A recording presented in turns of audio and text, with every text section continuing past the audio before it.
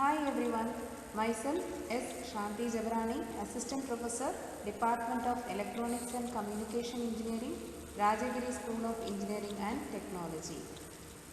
Today I am going to present the topic Reflex Klystron Oscillator from the subject EC403 Microwave and Radar Engineering.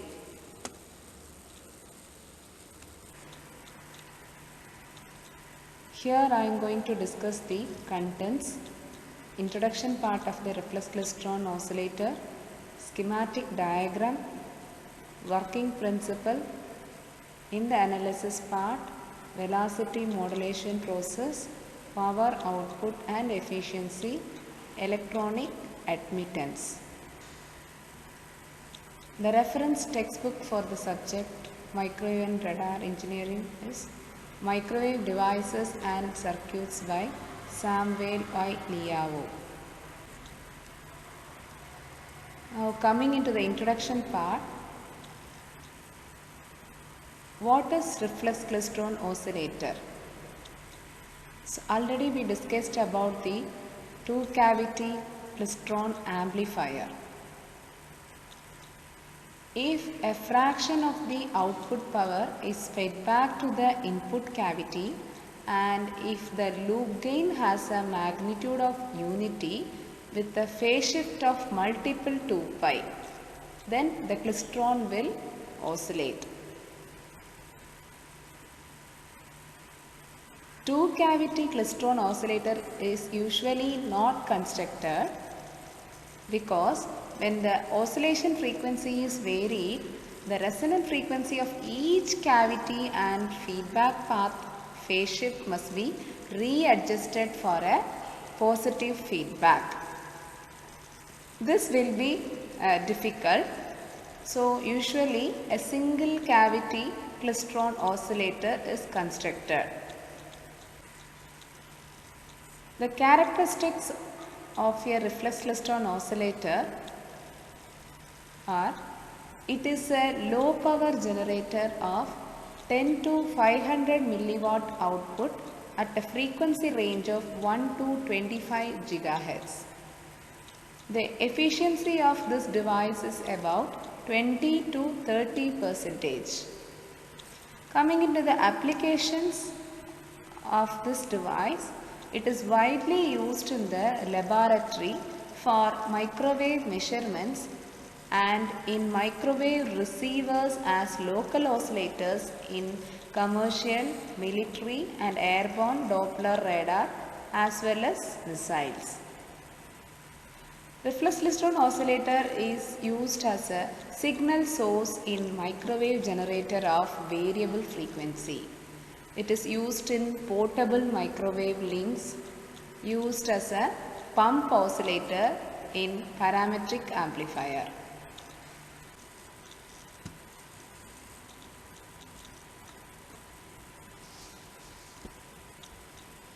Here I am going to discuss about the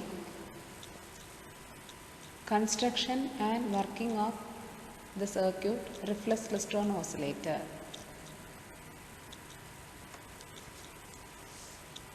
First we will discuss about the construction of the circuit. So the circuit consists of an electron gun, a filament surrounded by cathode and a focusing electrode at cathode potential.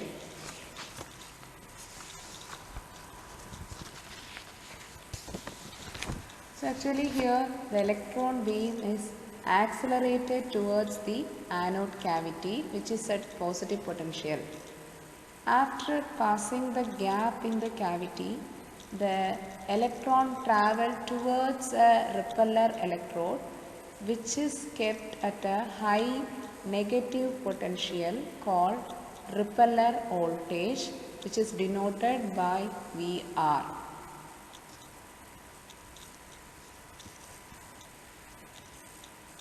And in the diagram, RF output is taken here in the cavity. Here this is a single cavity reflex klystron oscillator. So a single coaxial cavity is used. This is nothing but a re-entrant type of cavity resonator. The same coaxial cavity we have used in the two cavity klystron amplifier circuit. So where we have used two types of cavity, buncher and catcher cavity, but here a single cavity is used in the oscillator circuit.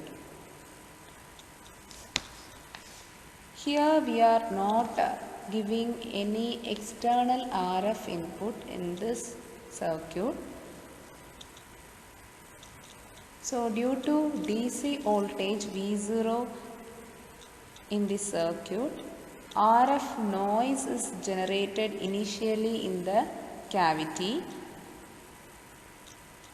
This electromagnetic noise field in the cavity becomes pronounced at cavity resonant frequency, so that a cavity gap voltage will be generated in the circuit, that is known as Vs is equal to V1 sin omega t, which is a cavity gap voltage.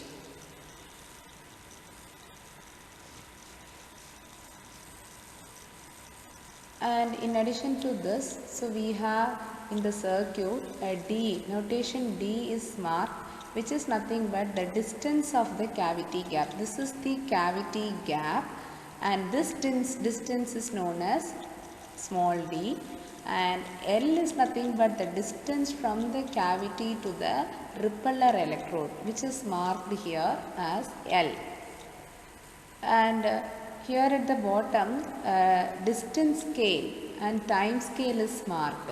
Z is known as the distance scale, and in the distance scale we have the parameters d. D is nothing but the distance of the cavity gap, and here the repeller electrode distance is marked as L plus D. And in the time scale we have three parameters, T0, T1 and T2, where T0 is nothing but what? It is a time for an electron to enter into the cavity gap at Z is equal to 0. And T1 is nothing but it is a time for the same electron leaving the cavity gap. T1 is nothing but it is a time for a same electron leave the cavity gap at Z is equal to D. And T2 is nothing but the time for the same electron returned by retarding field of Z is equal to D and collected on the walls of the cavity. Here in this, the electrons which passes the cavity gap, which travel through this space, is known as repeller space, and which is returned back to the cavity due to the repeller electrode which is kept at high negative potential, and this returning time of the electron to the cavity gap is known as the time T2. So now we will see how this rippless klystron oscillator works. So whenever the supply is switched on, DC supply, the electron being injected from the cathode is passed to the cavity gap, and here the electron beam is interacted with the cavity gap voltage, RF cavity gap voltage. So the interaction between the electrons and the cavity gap voltage results in velocity modulation process.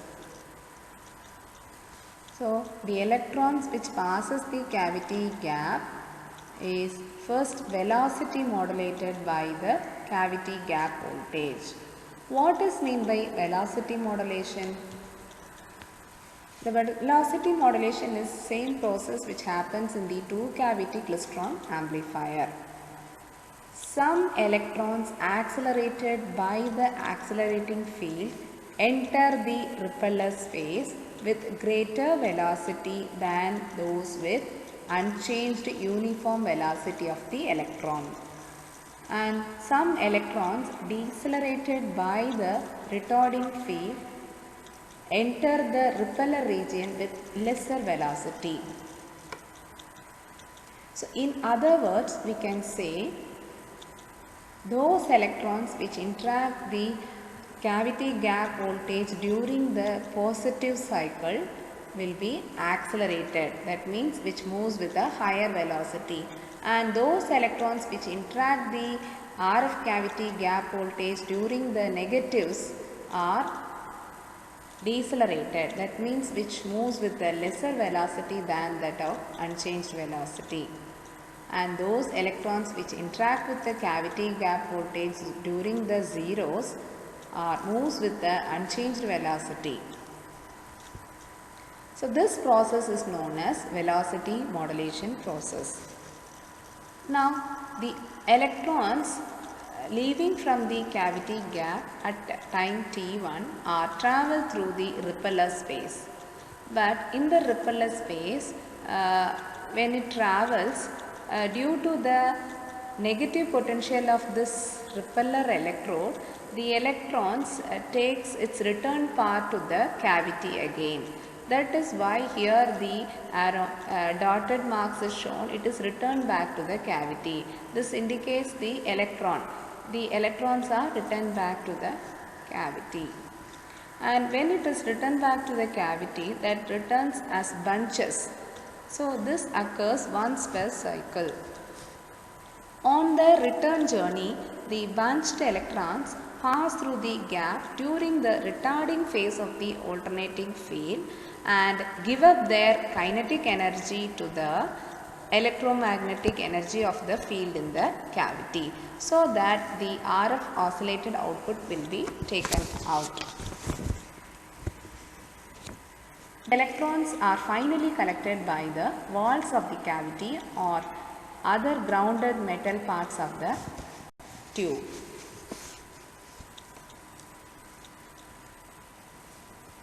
But for oscillations to be sustained, the time taken by the electrons to travel into the repeller space and back to the gap must have an optimum value.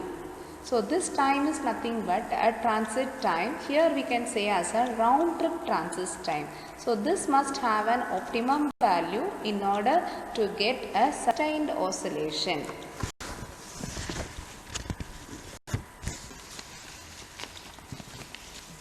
So this is a single reentrant type cavity which is used as a resonator here. The electron beam emitted from the cathode is accelerated by the grid and passes through the cavity gap to the repeller space between the cavity anode and the repeller electrode. Here already I mentioned the repeller electrode is kept at high negative potential VR. The feedback required to maintain the oscillations within the cavity is obtained by reversing the electron beam emitted from the cathode and towards repeller electrode and sending it back through the cavity, so that here a feedback can be provided so that the condition for oscillation can be achieved.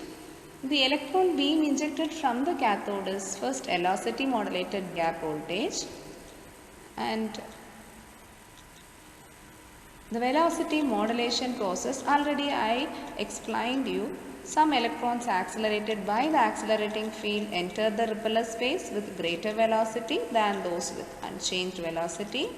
Some electrons decelerated by the retarding field enter the repeller region with less velocity. Here the mechanism of oscillation is achieved because it is assumed that the oscillations are set up in the tube initially due to the noise or switching transients, and the oscillations are sustained by the device operation. Device operation is nothing but the optimum value of transit time. The electrons passing through the cavity gap T experience this RF field and are velocity modulated.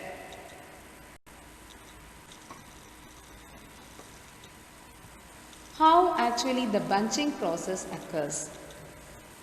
The bunching process occurs in the repeller space. Once the electrons, velocity modulated electrons are exit from the cavity gap, then the bunching of the electron beam happens. All electrons turned around by the repeller voltage then pass through the cavity gap in bunches. So bunches occur once per cycle centered around the reference electron, and these bunches transfer maximum energy to the gap to get sustained oscillations. The electrons are finally collected by the walls of the cavity or other grounded metal parts of the tube. For oscillations to be sustained, time taken by the electrons to travel into the repeller space and back to the gap must have an optimum value. Here the mode of oscillation is named as capital N is equal to 3 by 4, 1 3 by 4, 2 3 by 4, etc.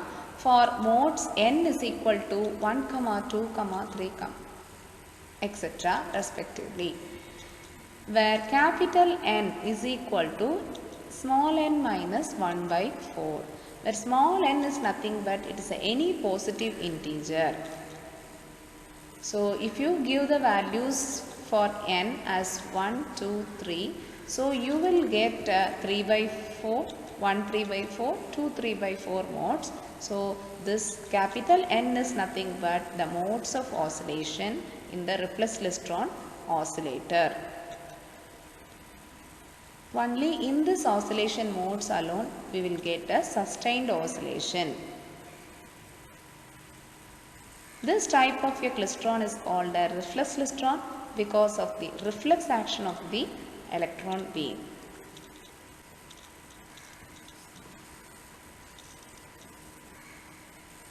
So next we'll see about what is Applegate diagram.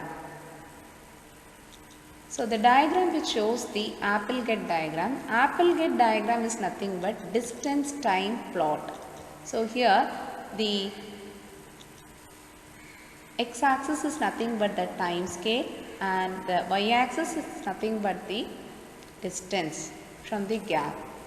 So here this sine wave which represents the cavity gap voltage Vs is equal to V1 sin omega t. Here the point A, B, C is marked. A is nothing but positive peak. B is the reference electron, the zeros, and C is nothing but the negative peak. During the positive peak, the electrons are accelerated during this positive half cycle, and during the negative half cycle, the electron are decelerated, and during the zeros of the gap voltage, the electrons moves with the unchanged velocity. So the three electrons are shown here, A, B, C. So these electrons now it travels through the repeller space and reaches the repeller electrode and then return back to the cavity gap again and during the retarding phase. So here the returning now the electrons which returns during the positive half cycle only. The returned electron beam is retarded during this half cycle only, that is positive half cycle. So we have the optimum value of transit time here, that is 3 by 4 mode. Already I mentioned the oscillation modes, 3 by 4 mode or 1 3 by 4 mode, 2 3 by 4 mode. So here the 1 3 by 4 mode is marked in this diagram. So here you can see from the B to here, next positive peak is 3 by 4 mode, and the transit time for 1 3 by 4 mode is also marked in this diagram. So then only we can have the oscillations, proper oscillations we will get.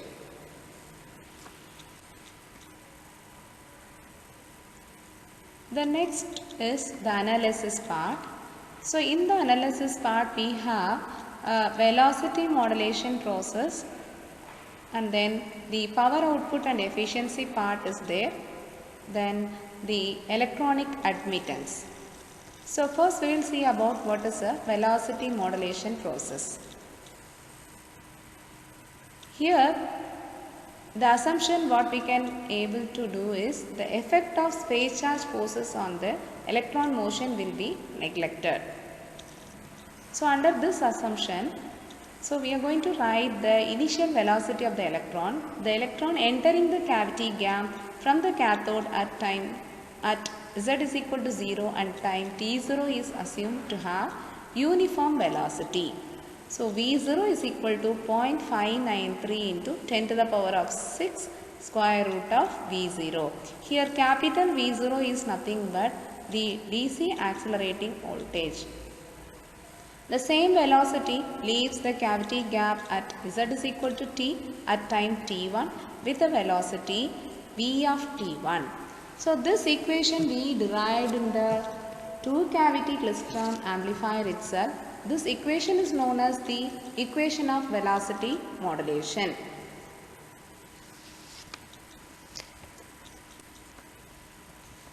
The same electron is forced back to the cavity and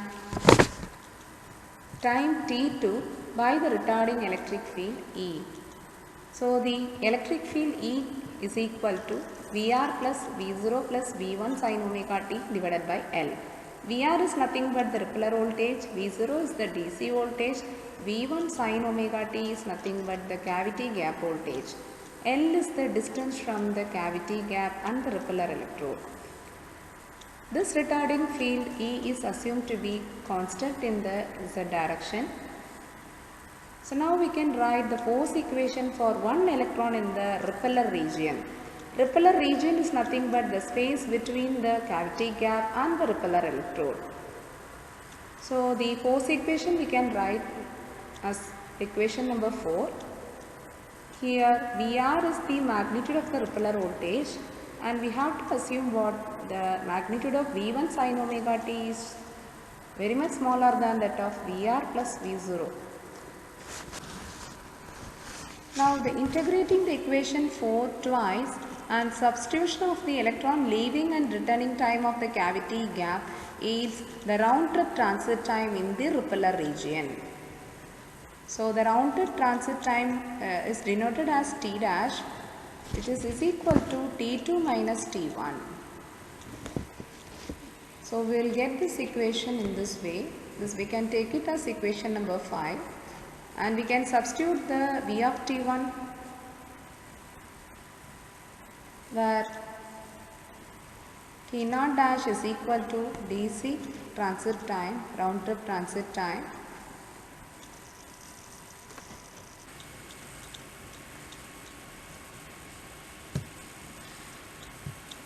so multiplication of equation number 5 through by a radian frequency results in the equation number 6. So we are multiplying the T2 minus T1 equation with the omega so that we will get this equation number 6. So where theta naught dash is nothing but is the round trip DC transit angle of the center of the bunch electron and which is equal to omega into T naught dash. And the x dash which is known as the bunching parameter of the reflex klystron oscillator. So where x dash is equal to beta I V1 by 2 V naught into theta naught dash. So here beta I represents the beam coupling coefficient and V1 represents the amplitude of the cavity gap voltage and capital V0 represents the DC accelerating voltage and theta naught dash indicates the round trip DC transit angle which is equal to omega into T naught dash. So now we will move into the power output and efficiency of reflex klystron oscillator. So in order for the electron beam to generate a maximum amount of energy to the oscillation, the retarding electron beam must cross the cavity gap when the gap field is maximum retarding. So a maximum amount of kinetic energy can be transferred from the returning electrons to the cavity walls. So for maximum energy transfer, the round trip transit angle referring to the center of the bunch must be given by this equation number 6. So here omega times of T2 minus T1 that must be equal to n minus 1 by 4 times of 2 pi. So that can be written as capital N times of 2 pi. So that is equal to 2 pi n minus pi by 2. So this is required, this is the condition, we can get the oscillation modes condition, n minus 1 by 4 into 2 pi. So from electronic efficiency, so electronic efficiency is equal to the AC power, that is AC output power divided by DC input power, so which is given by this equation number 9. In the equation number 9, the maximum efficiency we can able to determine by using the value of the bunching parameter x dash. So the bunching parameter x dash is equal to 2.408, where it can attains the maximum value. So the maximum efficiency can be achieved in the equation number 9. We are substituting x dash value as 2.408, so that we will get the maximum efficiency as 22.7%. The maximum theoretical efficiency of a reflex klystron oscillator ranges from 20 to 30%. So in this curve, x dash, x axis is the x dash bunching parameter of your reflex klystron oscillator, and the y axis which represents the x dash multiplied with the j1 x dash. This j1 x dash is the Bessel function, and here the maximum value 1.25 occurs at a value of x dash is equal to 2.408. That is why we are substituting the x dash value as 2.408 in the maximum efficiency equation. So now we will move into the next important derivation is the relationship between the repeller voltage and the cycle number. So here the relationship between the repeller voltage and the cycle number can be calculated by using these equations.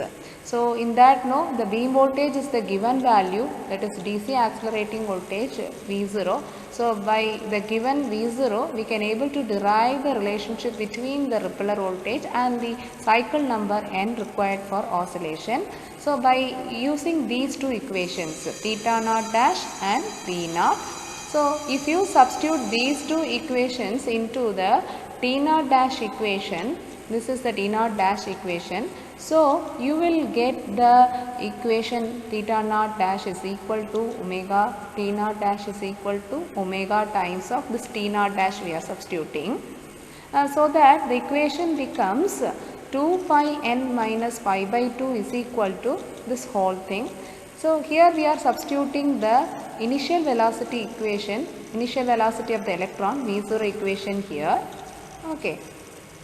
So from this expression, we have to square on both sides, so that will give the final relationship between the repeller voltage and the cycle number.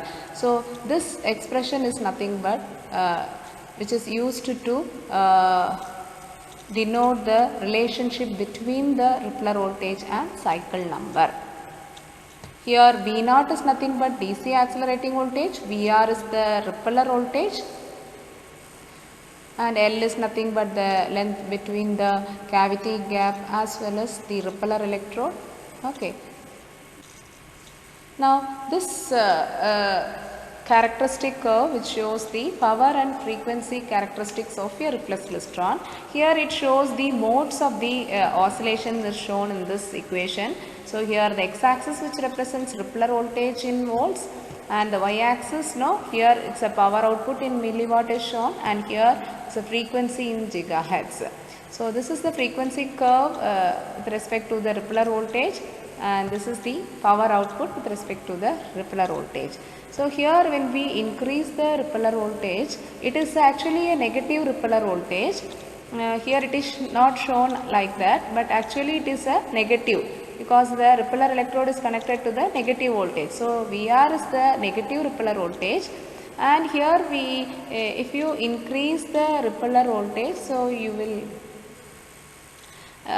get the modes like 1 3/4 mode, 2 3/4 mode, 3 3/4 mode. So these are the modes of oscillation, already I explained. So the mode characteristic curve will appear like this.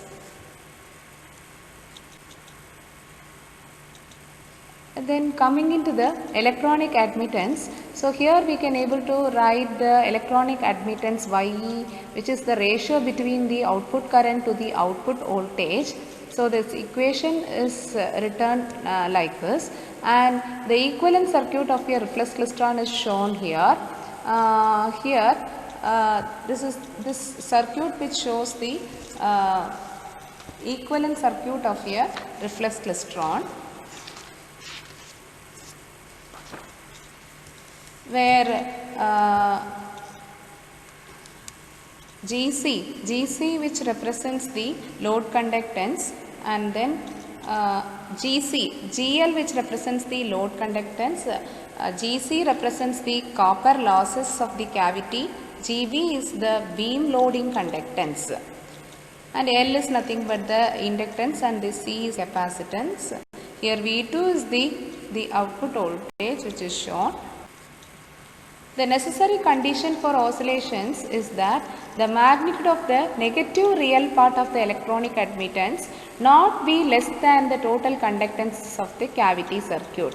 So here modulus of minus GE is greater than or equal to G. This is the condition for oscillations, where G represents the total conductance, which is equal to GC plus GB plus GL, that is equal to 1 by the RSH. RSH is nothing but effective shunt resistance. Then the electronic admittance equation can also be written in terms of rectangular form. So in the rectangular form we have YE is equal to GE plus JBE. The rectangular plot of the electronic admittance, actually it is a spiral. So any value of theta naught dash for which the spiral lies in the area to the left of the line will yield oscillation. So theta naught value, already we have the theta naught dash is equal to n times of 2 pi. This is the condition for oscillation, already we discussed, n minus 1 by 4 into 2 pi. So the diagram which is shown, this is nothing but the electronic admittance. When we represent in the rectangular form, you will get a spiral like diagram. So here the GE is the real part of the electronic admittance YE, and the minus JB is nothing but the imaginary part, this is susceptance.